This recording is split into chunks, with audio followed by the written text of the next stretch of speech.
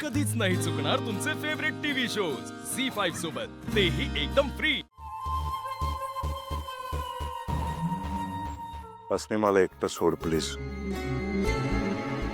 सारंग, अशा वेळी मित्रांसोबत राहावं, त्यांच्याशी बोलावं।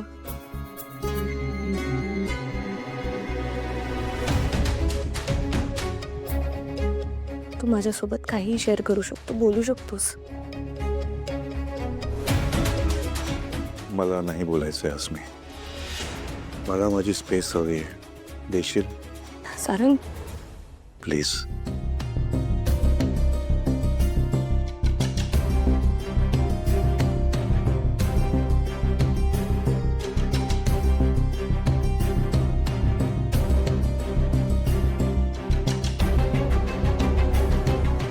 त्या फालतू मुलीने सारंगवर काय जादू केली आहे काय माहित। सारंग इतका का विचार करतोय तिचा?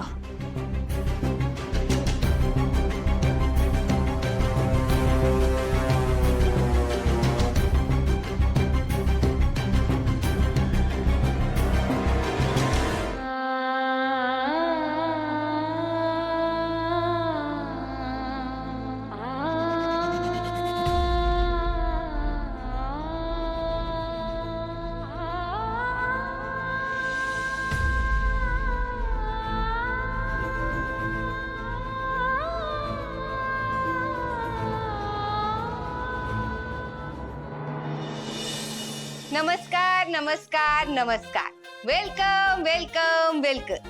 मी जयंती कोटलवार, सॉरी जयंती नाही नाही नाही नाही जयंती सखदेव। कसं वाटतं ऐकायला? भारी वाटतं ना? ते सखदेव भारी वाटतं ना?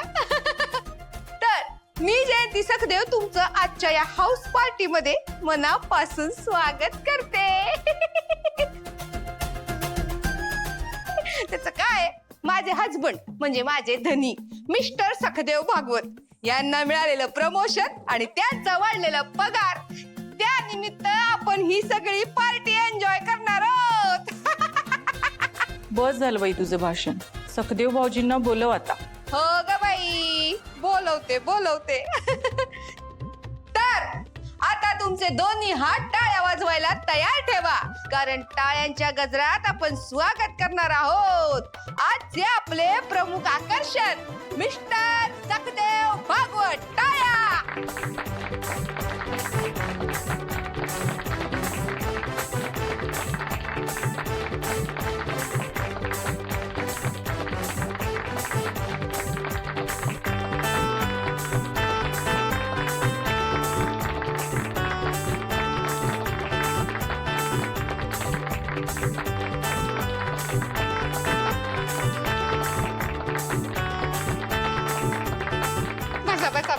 बसा।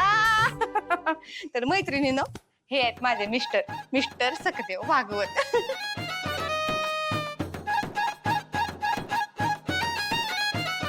सखदेव भाऊजी, तुमच्या कंपनीचं नाव काय? नेमका किती पगार म्हणायचा? अगं थांब की जरा, त्या पगारातून जे खायला आणले ते तर खाऊन घ्या आधी। तब्येतीनुसार आणि वयानुसार तर सासूबाई विसरतात बरं का काम करायला। जा जाऊन ज्यूस बीस घेऊन या। हा हो आणती। आपू चल। अगं पण सखदेव भाऊजींना नोकरीबद्दल तर सांगू दे। नोकरी कुठे लागली, कशी लागली? अहो इतके दिवस टाळ पिटत होते आणि आता अचानक नोकरी लागलीये, म्हणजे मोठीच गोष्ट आहे ना। अहो असं ऐकलंय की तुम्हाला प्रमोशन पण मिळालं। इतक्या लवकर प्रमोशन मिळतं काय? कंपनीत ओळख आहे वाटतं। वशिला लावलाय का तुमचा? आता काय फ्लॅट आणि गाडी पण मिळणार वाटतंय।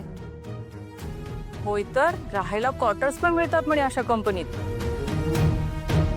बस करा आता, किती प्रश्न विचारणार म्हणलं ना आधी खाऊन। अगं बे, समोसेच आहेत का फक्त? हा नाही म्हणजे ते ट्रिपल शेजवान राईस, ते न्यूडल्स, ते व्हाईट सॉस पास्ता, कॅपेचिनो वगैरे ते नाही। बरोबर आहे, माझ्या सासूबाईंचं पण बरोबर आहे। असलं सगळं खायला घालून उगाच तुमच्या सवयी कशाला बिघडवायच्या? शेवटी कसे घरी जाऊन तुम्हाला समोरल्याने वडापावच खायचेत की हा? आजपासून आपण खाऊ बाई पास्ता बिस्ता सगळं करून घ्या घ्या घ्या घ्या घ्या खायला सुरुवात करा. आव सांगा की जरा तुमच्या ऑफिस बद्दल काहीतरी विचारते तेवढ्या सांगा सांगा. नाही सांगतो ना मी मी सांगते मी सांगते. मी गेले होते बरं का आमच्या ऑफिसला. असे मोठमोठे गालीचे मोठमोठे एअर कंडिशन्स केवढी मोठी केबिन आहे माझ्या नवऱ्याला. मोठं टेबल अशी मऊ मऊ खुर्ची आहे माहितीये का मोठं टेबल मी त्या दिवशी गेले होते बाई एवढी भारी वाटलं मला. आणि तुम्हाला माहितीये का अगं एक मोठा आरब आला होता यांच्या बरोबर मीटिंग करायला. माहितीये तुला? करोड रुपयाची मीटिंग करून गेलाय तो. आता बोल म्हणजे बघ ना महिन्याभरात 18,000वरून 30,000वर उडी मारली यांनी. या हिशोबानं 1 वर्षात 4 लाखापर्यंत तरी जाईल नाही हो? काय वाटतं जाईल ना?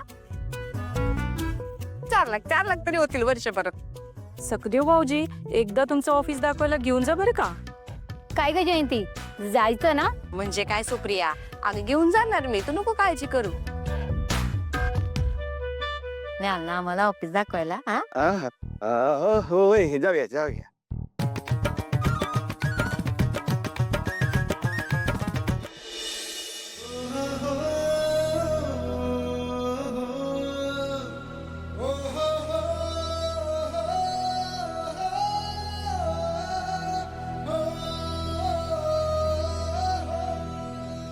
कसला विचार करतोयस? कसला विचार करणार वहिनी? काही राहिलंय का विचार करण्यासारखं? कुठल्याच गोष्टीला अर्थच नाहीये. बघ ना आधी माझ्या आयुष्यात रश्मी आली. आयुष्यात पहिल्यांदा मी प्रेम केलं, खरं प्रेम. मग ती मध्येच गायब झाली. त्याचं कारण अजूनही कळलेलं नाहीये कुणालाही. मग सावलीशी लग्न झालं. आईच्या मनाविरुद्ध ती या घरात आली. ह्या घरात तिचा खूप छळ झाला. तरी सगळ्यांशी ती खूप छान पद्धतीने राहिली, मिळून मिसळून राहिली.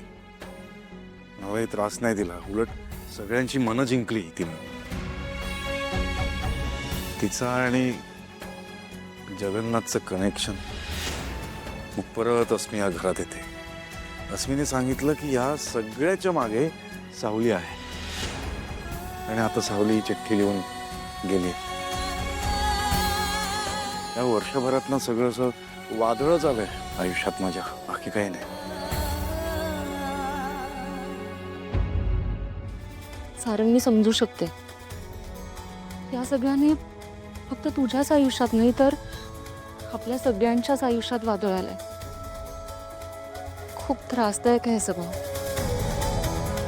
आणि सारंग तुला खरं सांगू का, मला नाही वाटत या सगळ्यात सावलीचा काही दोष असेल म्हणून.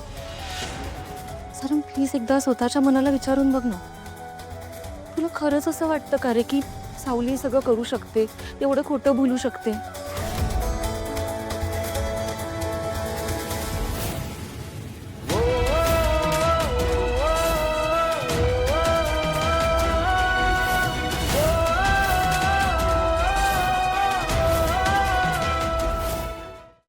झी5 ॲप डाउनलोड करा आणि पहा सर्व एपिसोड्स एकदम फ्री.